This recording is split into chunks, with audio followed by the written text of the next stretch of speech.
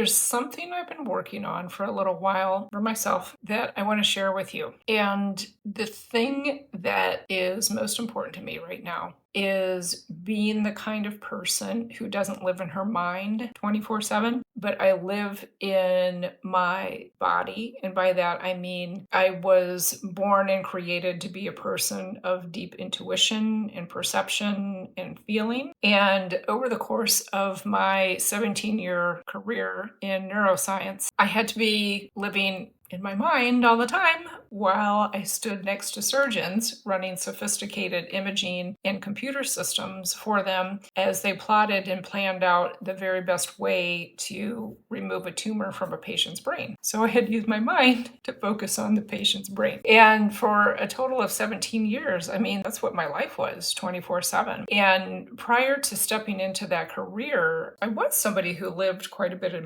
of my time in my body and in my intuitive state.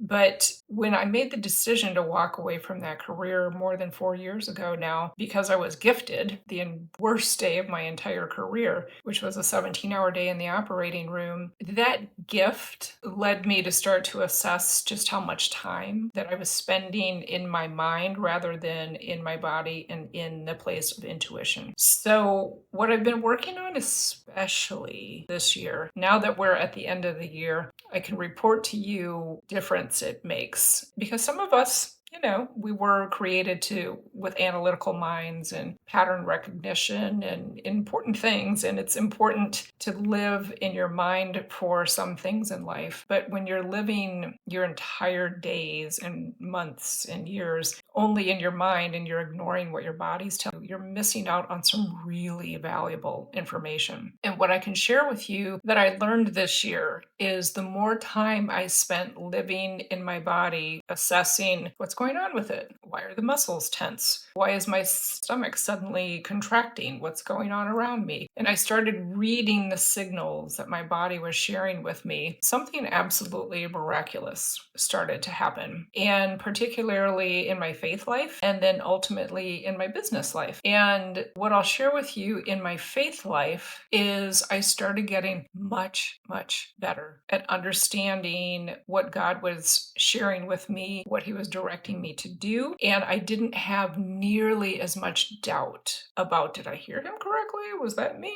Was that him? And as I started trusting that intuition and noticing, because your body always tells you the truth. I just want to be clear about that. As I started noticing the truth that was coming out of what my body was sharing with me, every time I stepped out in something that I had peace about within my body, the results of those steps that I took completely paid off. Without fail. Every time I ignored that, because I do this a lot, I'm one of those people, I walk around like this when I'm, living in my head. And if I was making a decision and I started noticing that I was doing this, or my stomach was starting to contract, that got my attention. And I said, what's going on here? What is this true? Is it not true? Is it dangerous? Is it not dangerous? What is it? And when I made the decision to honor those uncomfortable feelings in the body, 100% track record. So what I want to share with you on the business end of it is earlier this year, I made the decision that I wanted to work with a new type of client. I still work with driven professionals who have a gray zone drinking habit and they want to walk away from the alcohol and never miss it. I still serve those people. They're still part of my practice. But I decided I wanted to work with people in leadership who had a gray zone drinking habit, and they wanted to use the neuroscience, the mindset, and the faith piece to improve their leadership in the workplace and to watch the transformation happen with their team when they started combining those three principles together. So I ended up going to an AI conference of all things because I'm fascinated with all things AI these days and how we can use it as a tool and not let it use us. So I went to the conference and I had an experience where the Holy Spirit said to me, I need you to go sit in this location where there were no people. I walked into the general auditorium to kick the session off. I need you to go sit in that location. And I checked in, and it didn't make sense up here because no one would be sitting next to me. And I had gone to this event to hopefully network and meet other coaches and meet other business owners and meet potential clients. And I was like, how am I going to meet anybody when there's nobody here? But I did it because my body was at peace about it. So when I sat down, I thought, okay, we'll see what happens. An unbelievably attractive, stylish, well put together lady came and asked if she could sit next to me. And so we just started a conversation. I shared with her the nature of the work that I do. And she said,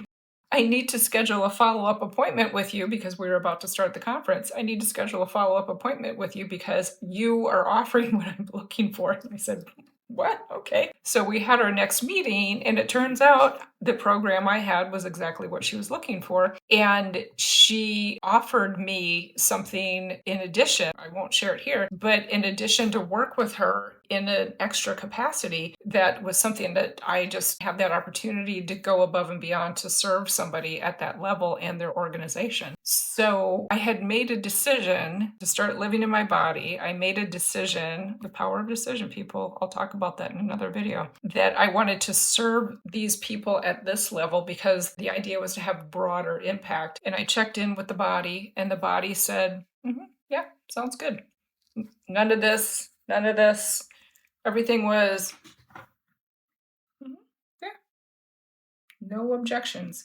My head, how are you going to serve that person? How would you do that? What do you know about this? So do you see the difference between what your head will tell you and what your body will tell you? When I made that shift and paying attention to what my body tells me, I came to understand that for me personally, it's going to be different for everybody, but I do know that God speaks to us all day long. I learned that quite a few years ago, and I even started being able to recognize when God's speaking to me. But when I stay in my God-given ability of intuition, perception, feeling, knowing, I hear him much more clearly, and I hear him more frequently through the day now. And that example that I just shared with you was one of many, many, many. I'm going through a couple things right now, really exciting stuff, so exciting. And the opportunity in front of me is, I need to check in, but it's that same, yep, nothing here.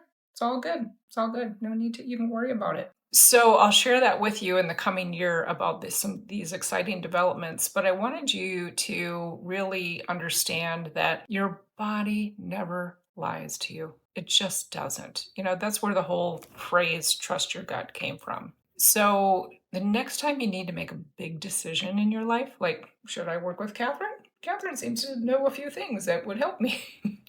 Check in with your body. And then you and I can sit down on a clarity call and we can talk a little bit more about what's going on in your life. What kinds of big transitions are you facing? Maybe you have a gray zone area of your own. Maybe you have a gray zone drinking habit. You want to walk away from alcohol and not miss it. I can help you with any of those things. All you have to do is book a call with me and we'll spend 30 minutes figuring out what it would look like to work together. And the link will be in the description. So the last thing I want to let you know is trust your body to tell you the truth.